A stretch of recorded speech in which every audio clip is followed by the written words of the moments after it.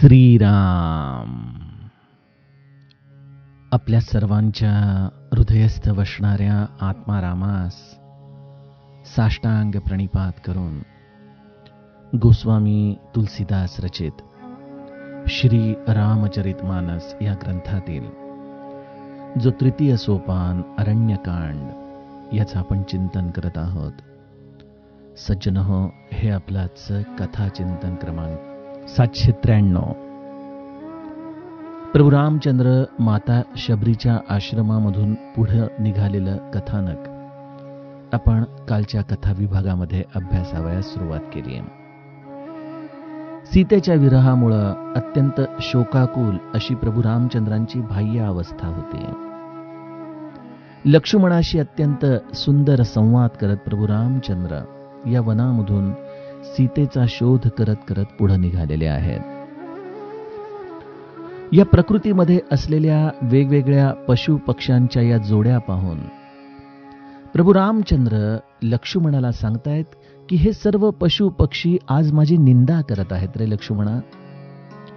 कोणी आपल्या स्त्रीला असं एकटं सोडून जातं का, हीच जणू काही ते मला विचारणा करत आहेत. अरे ती हरणं तर बघ, परंतु त्या हरणांना सांगतायत तुम्ही पळू नका, तुमच्या जीवाला धोका नाही, कारण हा जो राम आहे ना त्याला केवळ मृगकांचन लागतं बरं.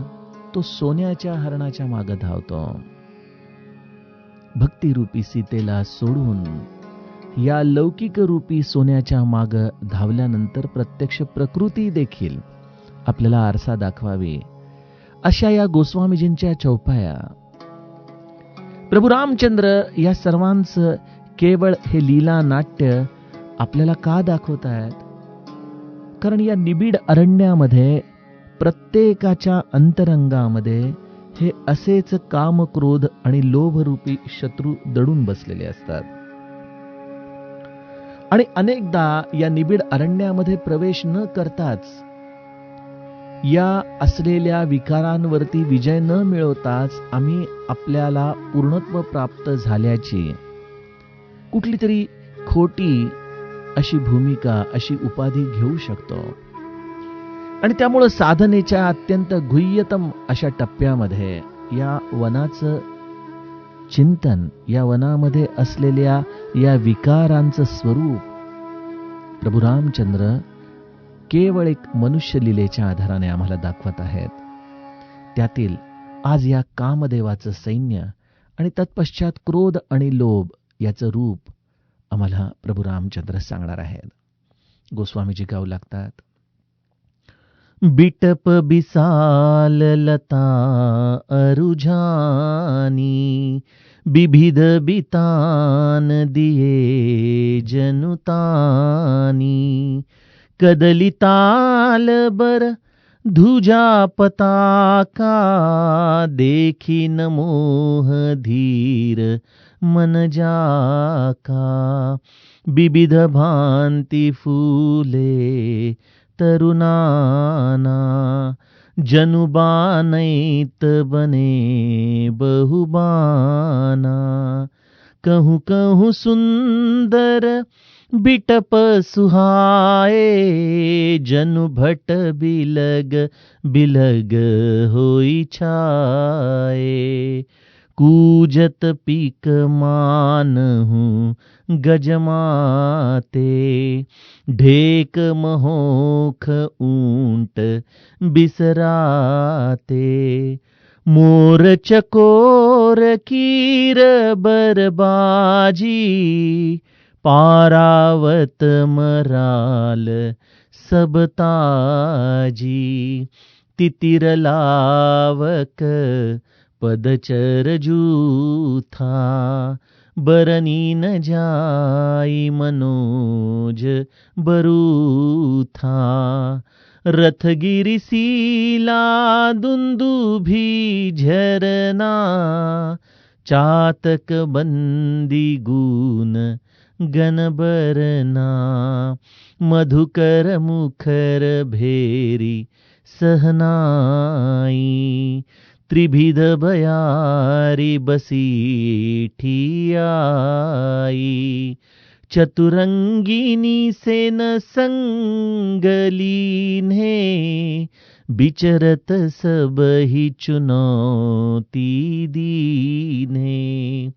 लक्ष्मण देखत काम अनीका, रहहि धीर तिनकै जगली का।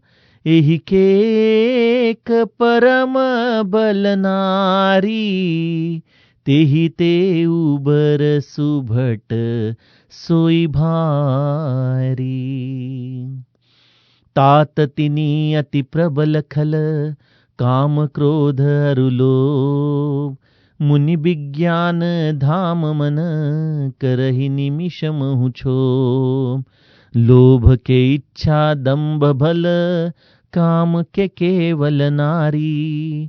क्रोध के परुष बचन बल, मुनि बर कहि बिचारी।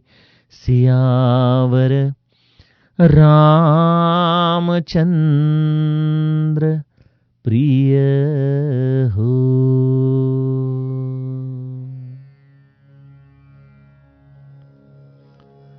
सज्जनहो, कालच्या कथेच्या अंतिम टप्प्यामध्ये प्रभू रामचंद्र एक निवेदन जणू काही लक्ष्मणाजवळ करतात. प्रभू रामचंद्र म्हणतात, लक्ष्मणा, या कामदेवाचं सैन्य माझी ही असलेली अवस्था पाहून जणू काही माझ्यावरती हल्ला करण्यासाठी दबा धरून बसलंय बर का.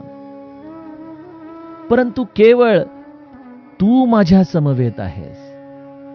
या तुझ्या स्थितप्रज्ञ वृत्तीमुळं हे कामदेवाचं सैन्य माझ्यावरती हल्ला करत नाहीये.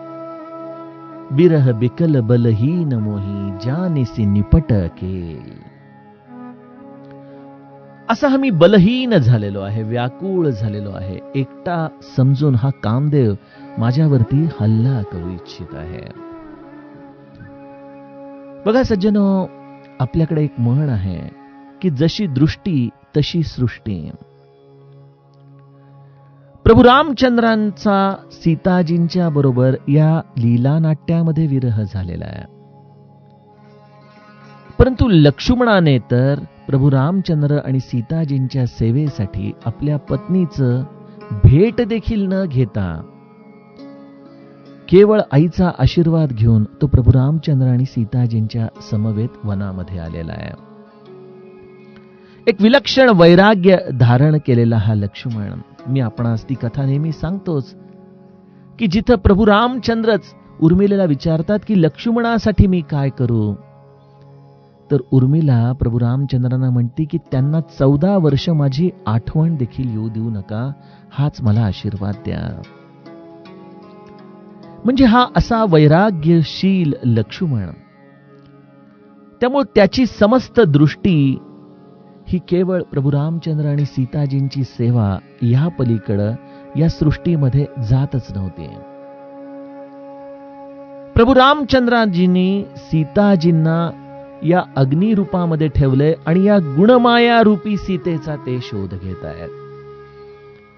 या गुणमाया रूपी सीतेच्या शोधामध्ये ही दृष्टी देखील गुणमय करून प्रभू रामचंद्र ही उपाधी स्वीकारून या सृष्टीच्या गुणमयतेकडे लक्ष्मणाचं ध्यान आकृष्ट करत आहेत. जी सृष्टी प्रभू रामचंद्र पाहतायत तीच सृष्टी लक्ष्मण देखील पाहतोय. परंतु या वैराग्याच्या कवचामुळे लक्ष्मणाच्या मनामध्ये तो भाव निर्माण होत नाहीये ज्या दृष्टीतून प्रभू रामचंद्र या गुणमायेतून या सृष्टीकडे पाहत आहेत. प्रभू रामचंद्रांवरती हल्ला आहे ऐकताच लक्ष्मण देखील थोडासा सावध झाला असेल. प्रभू, कामदेवाचं सैन्य कुठं आहे? कामदेवाचं सैन्य मला तर इथं सर्व वृक्ष लतिका, या वेली, हे जल, हे पशु पक्षी, ही सर्व सृष्टी एवढंच दिसतंय. अरे लक्ष्मणा, असं काय करतोय? या लता, वेली, वृक्ष हे केवळ तुला वस्तुरूपाने दिसतायत? अरे त्या वस्तू नाहीत, हेच प्रत्यक्ष या कामदेवाचं सैन्य आहे. अरे बघ तर खरं. आणि मग प्रभू रामचंद्र या कामदेवाच्या सैन्याचं वर्णन लक्ष्मणाला सांगू लागतात. कोण कोण आहे या कामदेवाच्या सेनेमध्ये? बिटप बिसाल लता अरुझानी, बिबिद बितान दिये जनुतानी, कदलिताल बर धुजा पताका, देखिन मोह धीर मन जाका. या विशाल वृक्षांमध्ये वेली गुंतल्यामुळं त्या अशा दिसत आहेत की जणू काही नाना प्रकारचे तंबूच ताणले गेलेले आहेत. आता हे कामदेवाचं सैन्य दबा धरून बसलंय, म्हणजे जणू काही ते वस्तीला आलंय. मग ते वस्ती कुठं करणार? त्यांची राहण्याची घरं कुठली? तर या वृक्षांमध्ये ज्या या वेली गुंतल्या गेलेल्या आहेत, ज्याप्रमाणे मानवी मन देखील अतिशय सूक्ष्म अशा वेलींच्या आधाराने या दृश्य जगामध्ये गुंतून पडतं आणि जणू काही या भूलोकावरतीच ते वस्तीला येऊन राहतं. ही जशी आपली सर्वांची अवस्था आहे, त्याप्रमाणे या विशाल वृक्षांमध्ये या वेलींनी तंबू करून कामदेवाच्या सैन्याची वस्ती करण्याची सुविधा तिथं निर्माण करून दिली आहे. आणि केळी आणि ताड हे जे दोन सुंदर वृक्ष आहेत ना, ते या कामदेवाचे ध्वजा आणि पताकाप्रमाणे लहरत आहेत बघ. केळीच्या झाडाचं पान किती सुंदर पद्धतीने हलतं. हे ताडाचं जे सुंदर उंचच्या उंच वरती गेलेलं हे झाड आहे, ही जणू काही कामदेवाची ध्वजा आहे. आणि कामदेवाच्या सैन्याकडं तू म्हणशील की अस्त्रशस्त्र काय? अरे ही सुंदर पुष्प वाटिका तर बघ, किती अनंत प्रकारची फुलं तुला दिसतायत ना. लक्ष्मणा, ही फुलं नाहीत, हे जणू काही वेगवेगळे पोशाख धारण केलेले खूप सारे धनुर्धारी माझ्यावरती हल्ला करण्यासाठी दबा धरून बसलेले आहेत बरं का. सज्जनो, प्रभू रामचंद्र ही मानवी भावना व्यक्त करतायत की आपली प्रियतमा, आपली पत्नी जेव्हा त्यांच्या समवेत होती, तेव्हा त्याच फुलांना एक बार प्रभू कुसुम सुहाए. आपल्या स्वतःच्या हातांनी या फुलांना तोडून या अरण्यकांडाच्या सुरुवातीला माता सीतेला प्रभू रामचंद्र आपल्या हातांनी सजवतायत. आणि आज तीच फुलं प्रभू रामचंद्रांना बाणाच्या टोकाप्रमाणे हृदयाला जणू काही चुभत आहेत. मनुष्य जीवनामध्ये या विरहाचं दुःख काय असतं? आपल्या अंतरंगामध्ये जेव्हा या विश्वाकडे या दृष्टीने पाहण्याची आपल्यावरती वेळ येते, त्यावेळेला अंतरंगामध्ये होणाऱ्या नेमक्या वेदना काय असतात, हे जणू काही प्रभू रामचंद्र शब्दबद्ध करत आहेत. जी कोकिळ, जिचं सुंदर कुहू कुहू हा निनाद मनाला अत्यंत प्रसन्नता देत होता, हे हत्ती जे अत्यंत सुंदर चित्कार करत होते, हे करकोचा, हे महोक, हे उंट, हे खेचर, हे मोर, चकोर, पोपट, कबूतर, हंस, हे सर्व जणू काही पशु नाहीत, या कामदेवाच्या सैन्यामधले असलेले उत्तम सुंदर ताजे अरबी घोडे आहेत बरं का. यांवरती स्वार होऊन जणू काही हा कामदेवाचं सैन्य माझ्यासारख्या विकल झालेल्या अंतरंगावरती हल्ला करू पाहत आहेत. ही चतुरंगिणी सेना आहे. इथं सर्व प्रकारचं सैन्य आहे. इथं हत्ती दळ आहे, इथं अश्वावरती आरूढ झालेलं दळ आहे, इथं रथांवरती आरूढ झालेलं दल आहे, आणि इथं चालणारं पायदळ देखील आहे या कामदेवाकडं. हा तोतर आणि होला पक्षी बघ, हे या जमिनीवरून किती तुरु तुरु चालतायत ना, ते चालत नाहीयेत, ती या कामदेवाची पायदळाची सेना आहे बरं का. या सेनेचं खरंच वर्णनच करता येऊ शकत नाहीये.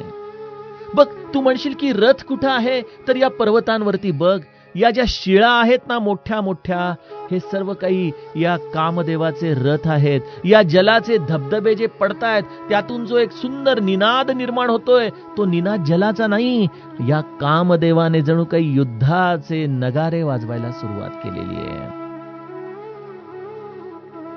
हा चातक पक्षी, हा जणू काही या कामदेवाचा भाट आहे, जो या गुणसमूहांचं, या बिरुदावलीचं वर्णन करतोय.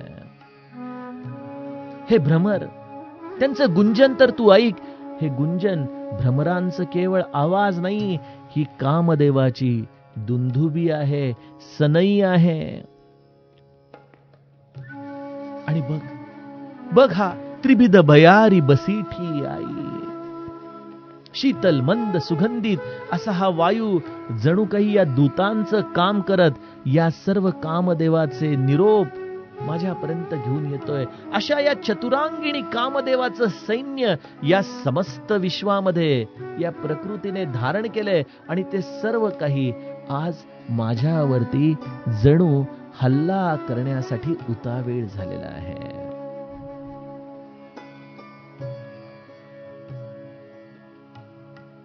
लक्ष्मणाची स्थितप्रज्ञ भावना प्रभू रामचंद्रांचे हे शब्द केवळ ऐकत आहेत. प्रभू रामचंद्र मानव लीला करत असताना या सीतेच्या विरहामध्ये आपल्या अंतरंगातला भाव जसाच्या तसा लक्ष्मणाला निवेदित करत आहेत. सज्जनो, ही या निबिड अरण्यामध्ये असलेली आपल्या हृदयाची जणू काही अवस्थाच प्रभू रामचंद्र आज आम्हाला आरशाप्रमाणे आपल्या समोर ठेवत आहे. आपल्या धर्मग्रंथांमध्ये मनुष्याची ही अत्यंत मूलभूत गरज असलेली कामभावना याचा कधीही कुठल्याही ग्रंथाने तिरस्कार केला नाही. कुठल्याही देव देवतांच्या चरित्रामध्ये या भावनेच्या विषयी दुमत आपल्याला दिसून येत नाही. किंबहुना आम्ही आज या अत्यंत सहज भावनेला विकृतीच्या पोशाखांखाली दडवून ठेवलंय. आपली जुनी मंदिरं बघा, आपल्या अजंठा वेरूळच्या लेण्या बघा. आजही आपण बघतो की या मंदिरांवरती किती सुंदर प्रकारची शिल्प कोरलेली असतात, ज्यामध्ये सहज या कामदेवाचं जणू काही वेगवेगळ्या रूपांचं प्रगटीकरण त्या शिल्पकारांनी केलेलं असतं. या मंदिराच्या बाह्यांगामध्ये असलेलं हे रूप, परंतु त्याच्या अंतरंगामध्ये असलेलं या देवतांची मूर्ती हेच जणू काही आम्हाला सांगत असतं की बाळा, स्वरूपापर्यंत येत असताना रूपाची सीमारेषा ओलांडून पुढे ये. अन्यथा या विकृतीच्या सीमेरेषेवरती खेळत राहशील तर आयुष्यभर केवळ या रूपाच्या भोवतीच घुटमळत राहशील. स्वरूपापर्यंत, मंदिराच्या गाभाऱ्यापर्यंत तू कधीच येऊ शकणार नाही.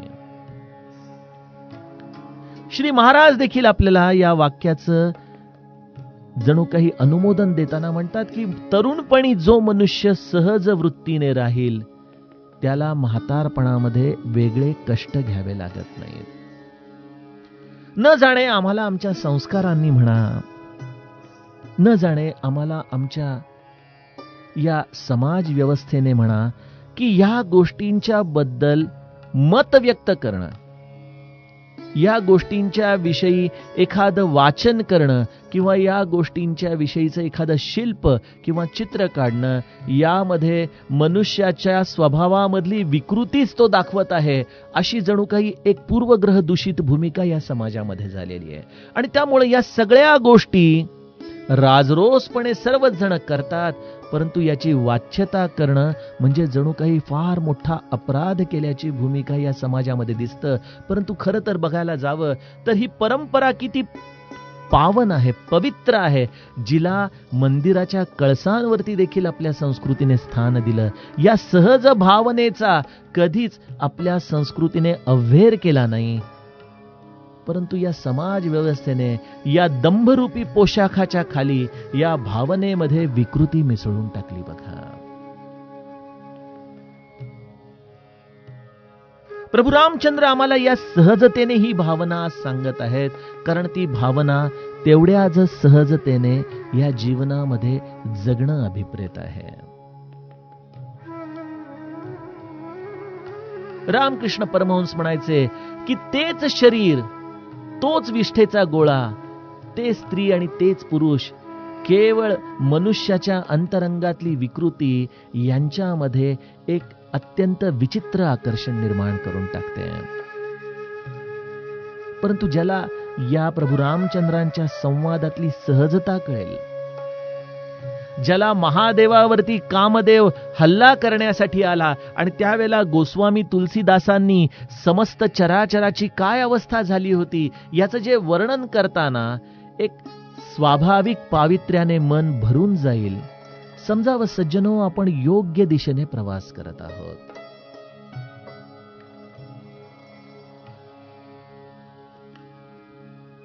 काम हा चिवट आहे, निश्चित आहे, परंतु त्याला चिवट कोणी केलंय? मनुष्याच्या पूर्वग्रह दूषितपणामुळेच तो चिवट झालाय ना.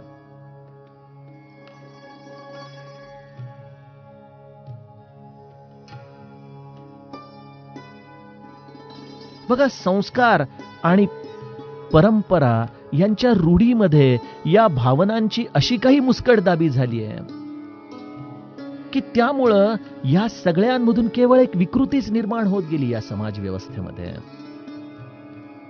आपल्याकडे त्या बालविधवा होत्या ज्यांचं केश वपन करून टाकलं जायचं, त्यांना जगण्याचा अधिकार नाकारला जायचा. त्यामधून किती प्रकारचे या समाजामध्ये आपल्याला अनंत रूप पाहायला मिळाली, हे आपण सर्वच जण त्याचे साक्षी आहोत.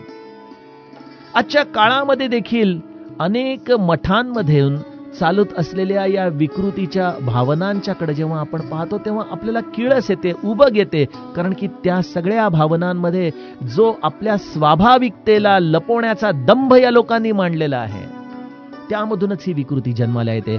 त्यापेक्षा श्री महाराज म्हणतात त्याप्रमाणे गृहस्थाश्रम स्वीकारावा, आपल्या भावनांची पूर्तता करावी आणि जीवन साधेपणाने जगावं. परंतु या विकृतीमुळं आम्हाला असं वाटतं की आपण कामावरती विजय मिळवला, पण सज्जनो, तो एक केवळ पोकळ वासा झालेला आहे जो कुठल्याही आघाताने सहज कोसळून पडू शकतो. आणि त्यामुळे प्रभू रामचंद्र म्हणतात की लक्ष्मण देखत काम अनिका, रही धीर तिन कै जगलिका. हे लक्ष्मणा, या कामदेवाची ही सेना पाहून ज्याचं धैर्य टिकतं, जगात त्यांचीच वीरांमध्ये प्रतिष्ठा होते. अन्यथा या कामदेवाचं एक फार मोठं सामर्थ्य आहे आणि ते म्हणजे त्याच्याकडे स्त्रीरूपी शक्ती उपलब्ध आहे.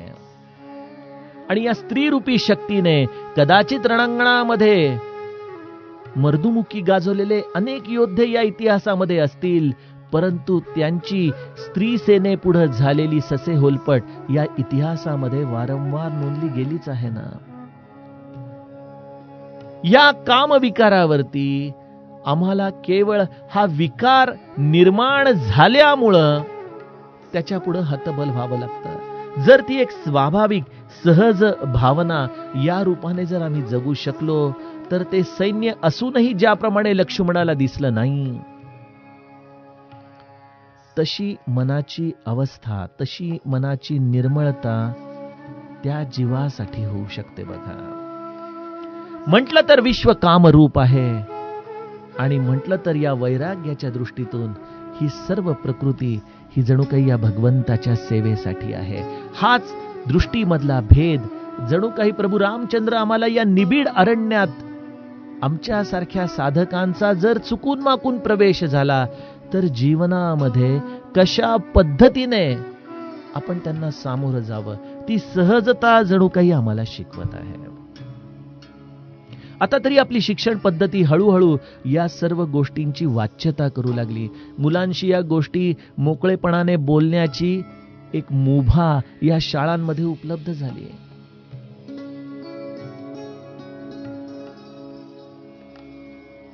सज्जनो, जीवनाची ही सहजता हेच प्रकृतीचं स्वरूप आहे.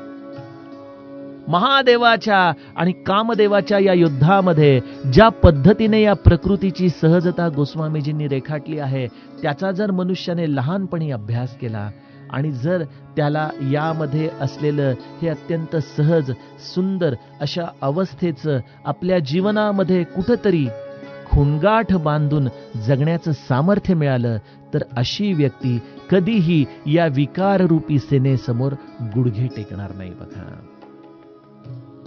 त्याला कधी या एकपत्नी व्रताचे संस्काराचे पाढे पडवावे लागणार नाहीत. त्याच्यामध्ये ती एक स्वाभाविक सहजता उपजतपणे आपल्या आचरणात आणण्याची कला त्याला प्राप्त होईल.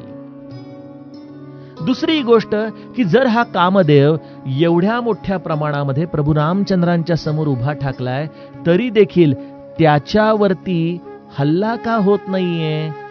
ठीक आहे, तो परब्रह्म आहे, तो केवळ हे लीला नाट्य करतोय, परंतु इथं एक गमतीचा भाग म्हणजे मला जसं वारंवार महादेवाचं दर्शन प्रत्येक ठिकाणी या रामायणामध्ये सुप्त पद्धतीने होत असतं, तसंच इथं देखील या महादेवाचं दर्शन आपल्याला या चौपाईमध्ये होतं. कुठं होतं? त्रिभिद बयारी बसीठी आई. शीतल मंद आणि सुगंधित असा हा वायू तिथं वाहतोय. कुठं वाहतो हा वायू? तोच माझ्या महादेवाचं या कैलाश पतीचं स्थान आहे. या त्रिभिद वायूंचं हे स्थान, आणि तो दूत आहे, आणि त्यामुळं कामदेवापासून निरोप तर निघतायत परंतु प्रभू रामचंद्रांपर्यंत तर येत नाहीत, कारण तिथं महादेवाचं अस्तित्व आहे.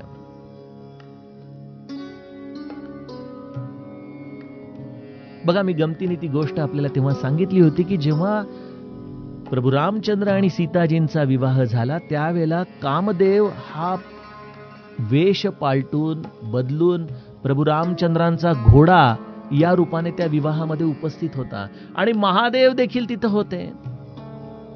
आता दोघांनी वेषांतर केलंय परंतु दोघंही एकमेकांना ओळखतात.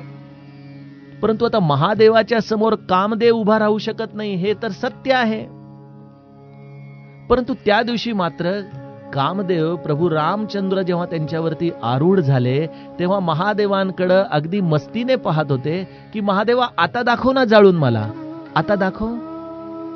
महादेव म्हणाले, पठ्ठ्या, तुझ्या पाठीवरती रामराया बसलाय म्हणून आज तुला जाळणार नाही, तू एकटा ये मग तुला दाखवतो. जरी ही गमतीची कथा असली सज्जनो, तरी यातून किती बोध सुंदर आहे की तुमच्या या सहज भावनांमध्ये भगवंताचं अधिष्ठान असेल तर ते सद्गुरूच्या दारामध्ये देखील रुजू होतं. महादेवाला देखील ते अत्यंत आनंदच देतं. परंतु प्रभू रामचंद्रांच्या शिवाय मनामध्ये असलेली कामना, मनी कामना राम नाही तयाला, अशा कामनेला मात्र सद्गुरू हा कधीही स्वीकारत नाही, किंबहुना त्याला तो संपूर्णपणे नामशेष करतो, जाळून टाकतो. इथं प्रत्यक्ष रामराया आहे ज्याचा हा कामदेव खरं तर सेवक आहे, त्यामुळं तो त्याच्यावरती हल्ला करणं अशक्य. आणि त्यातही या लीला नाट्यामध्ये महादेव त्रिभिद बयारी बसीठी आई या रूपाने या वनामध्ये प्रभू रामचंद्रांच्या सेवेसाठी उभा आहे. त्यामुळं कामदेवाचं सैन्य प्रभू रामचंद्रांच्या वरती कणभर देखील प्रभाव टाकू शकत नाहीये. परंतु भगवंत आपल्या या दृष्टीतून ही जेव्हा विरहरूपी अवस्था जीवाच्या अंतरंगात येते तेव्हा त्याला ही सृष्टी कशी दिसत असते याचं अत्यंत सुंदर वर्णन आपल्या समोर ठेवतात. प्रभू रामचंद्र म्हणतात, ऐक लक्ष्मणा, मी तुला सांगितलं की या वनामध्ये मोठे मोठे राक्षस फिरतायत, आपल्याला सावधान राहिलं पाहिजे.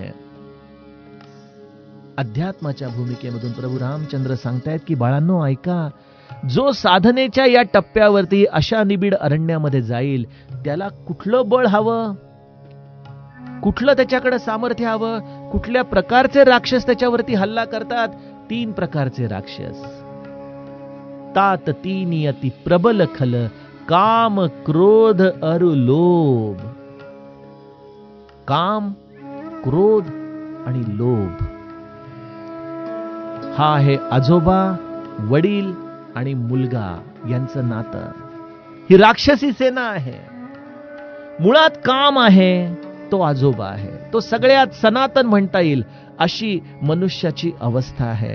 कारण की मनु शत्रुपा यांच्यापासूनच या ब्रह्मदेवाने या सृष्टीचा विस्तार करायला जर सुरुवात केली, तर मग हा कामविकार देखील त्याला विकार न म्हणता हा असलेला भावनेचा विस्तार आहे, जो या सृष्टीच्या उत्पत्ती बरोबरच आलेला आहे. त्यामुळे तो देखील आजोबा सनातन आहे. मग या कामामध्ये विकार कधी निर्माण होतो? जेव्हा त्याच्या मनाप्रमाणे गोष्टी घडत नाहीत तेव्हा. मग आपण काय करावं? या कामावरती नित्य प्रभू रामचंद्रांना स्वार करून ठेवावं की तुझ्या इच्छेप्रमाणे जे घडायचं असेल ते घडू दे, मला माझ्या स्वतःचं असं काहीच मागणं नाही, काहीच मागणं नाही.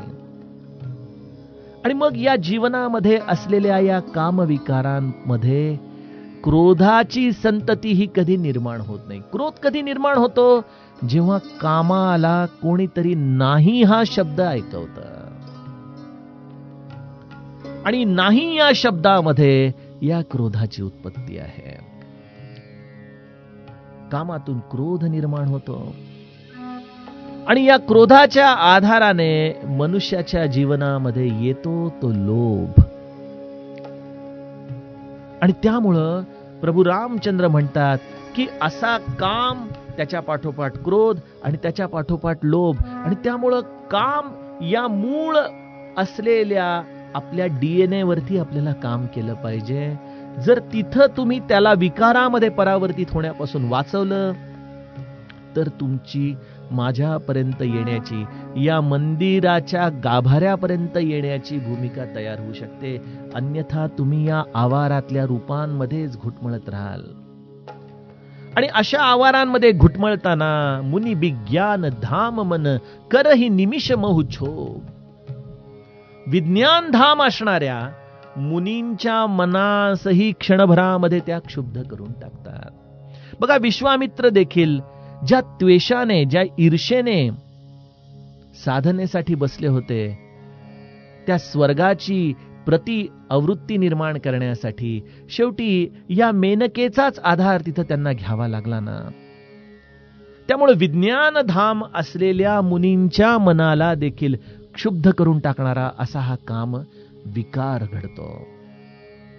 आणि मग या कामासाठी आधारभूत असलेलं हे स्त्रीचं बळ, क्रोधाला आधारभूत असलेले हे कठोर वचनांचं बळ, आणि मग त्यातून निर्माण होणाऱ्या लोभाला इच्छा आणि दंभाचं हे बळ, अशा रीतीने हे 3 विकार चांगल्यातल्या चांगल्या व्यक्तीला देखील या सत्सद विवेक बुद्धीच्या मार्गावरून खाली खेचतात, आणि त्याच्या जीवनामध्ये हे मायेचे पाश त्याला आपल्या आत्मारामापर्यंत पोहोचण्यापासून बांधून ठेवतात. सज्जनो, लोभ के इच्छा दंभ बल, काम के केवल नारी, क्रोध के परुष बचन बल, मुनिबर कहही बिचारी. या दोह्यामध्ये अनेक गुह्यार्थ आहेत. त्या गुह्यार्थांचं चिंतन करत करत आपण आता उद्याच्या कथा विभागामध्ये पुढील कथा चिंतन बघूया. जानकी जीवन स्मरण जय जय राम.